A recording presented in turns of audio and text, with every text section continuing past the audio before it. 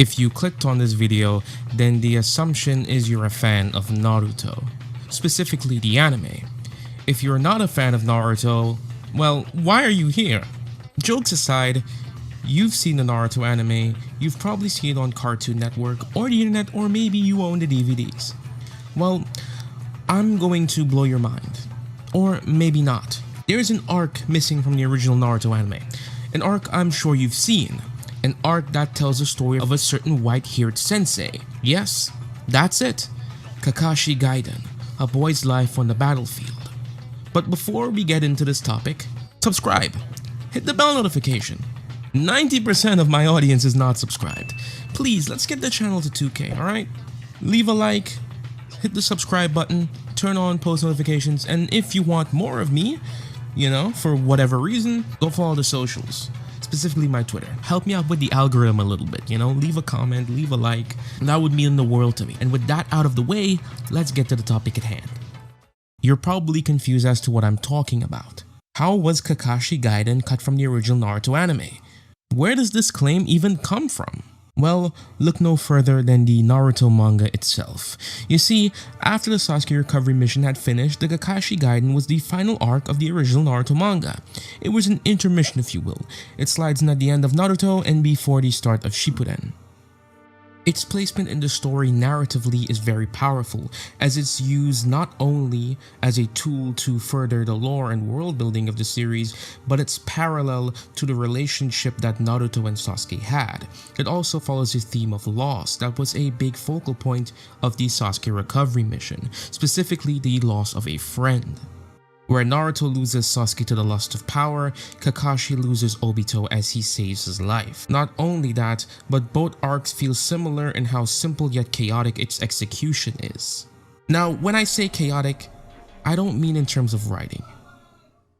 What I'm talking about is the events surrounding each arc. The Sasuke recovery mission is a life or death scenario pitting Konoha's finest young shinobi against the Sound Village. The inverse with the Kakashi Gaiden taking place during the Third Great Ninja War. Even the characters of these two arcs mirror each other, with Obito being a mirror to Naruto, Kakashi to Sasuke, and Naruto, I'll touch on that later, and Rin to Sakura, which is not as important, but it's worth mentioning.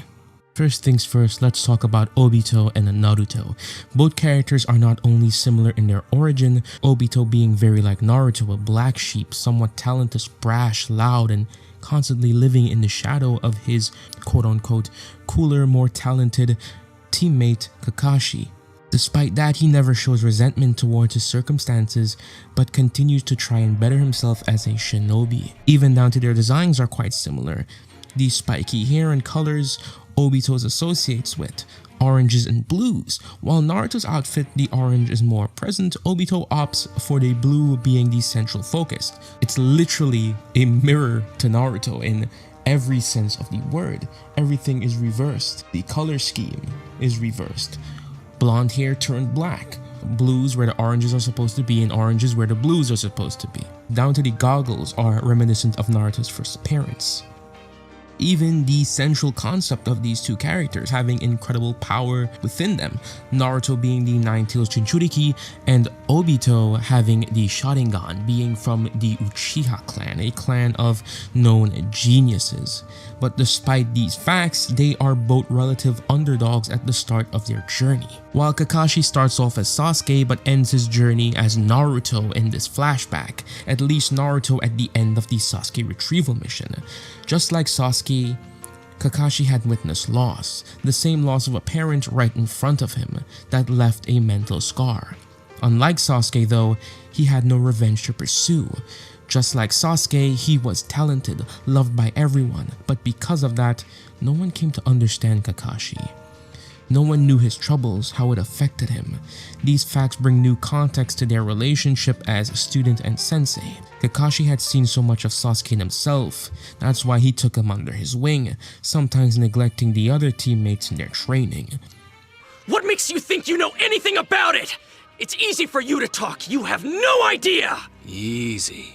Just try to calm down. Maybe if I was to kill the most important people in your life, everyone who's ever meant anything, maybe then I'd listen to you, because maybe then you'd have some idea how I feel. It's an interesting theory, but I'm afraid you're a little late to put it to the test. Everyone you're talking about has already been killed.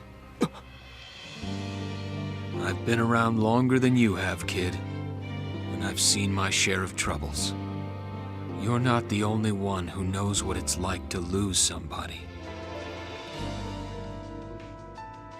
Now, similar to Obito, let's analyze the designs. Kakashi and Sasuke have far more opposites than Obito and Naruto. For one, while Sasuke's outfit is rather bright, with the blues and the white colors, Kakashi opts for something muted, all black, very reminiscent of Sasuke's outfit during the Chunin exams, with the only whites being the stripes on his forearms, as both outfits are sleeveless and have armbands. I'd say Kakashi's outfit is a mix of Sasuke's Chunin exam outfit and his original outfit. Other similarities that don't correlate to design is the both of their chakra natures, fire and lightning specifically, and it helps that Kakashi did pass down his jutsu Chidori to Sasuke, further cementing the two as kind of mirrors to each other, at least here in the story. Now, as for the similarities with Naruto, there's not much, but the one similarity they share overall is powerful narratively, and it brings both arcs, the Sasuke recovery mission and Kakashi Gaiden, full circle. The loss of a friend, an Uchiha friend no less. It's not very subtle on Kishimoto's part, but I don't think subtlety is what he's going for. He really wants you to know that these two arcs are, quite similar in how they end. Naruto at this point in the story was in a similar position to Kakashi, having to cope and deal with the loss of a comrade. Unlike Kakashi, Naruto still had a glimmer of hope. He still had an option, the option to bring his comrade back, whereas Kakashi was under the assumption Obito had died. He had no other option but to move on. It couldn't be more poetic that Kakashi was the sensei of a team that had been through very similar circumstances to himself. Two students had take aspects from his childhood and did very different things with the circumstances of those situations.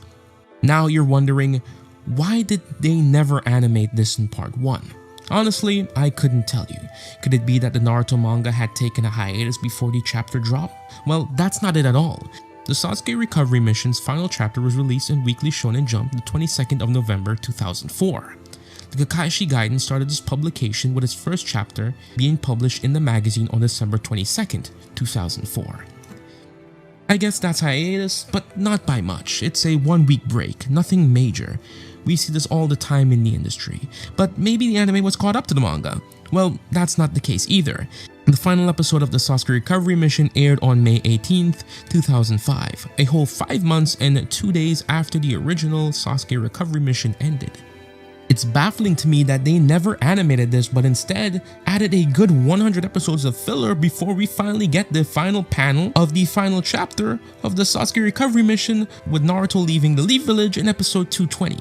A bit of research led me down a rabbit hole of like-minded Naruto fans that thought that this arc would have never been animated.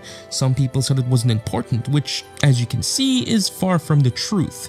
Now, as we all know, this arc was later animated, but its placement was so weird and it really broke up a section of the anime, and that goes into the bigger problem with the Naruto Shippuden anime, but that's not a topic I want to get into. This arc is placed right in the middle of the events leading up to the Sasuke's battle with Itachi. It has no deeper message to tell, like it would have if it was placed after the Sasuke Recovery Mission, and overall, as I said earlier, breaks up the pace of the arc as it's slapped in the middle of it. I don't know what Parrot was thinking, not animating this sooner. Even if they wanted all that filler in part 1, which I'm not complaining about, those fillers hold sentimental value to me. It could have easily been placed after episode 135. To put it into perspective, this was animated on the 30th of July 2009, a whole almost 3 years after the original anime ended and 4 years after the Sasuke Recovery Mission ended in the anime. Oh, by the way, all these dates are of the original Japanese, by the way. There's really no logical explanation as to why this arc had taken this long to animate. At least I can't find anything on the internet detailing any of this. If anyone knows a reason with sources, please leave it in the comment section and I'll pin your comment. Did you learn anything new in this video? Were you an original manga reader during this time, excited to see this arc animated? What are your thoughts on the overall arc?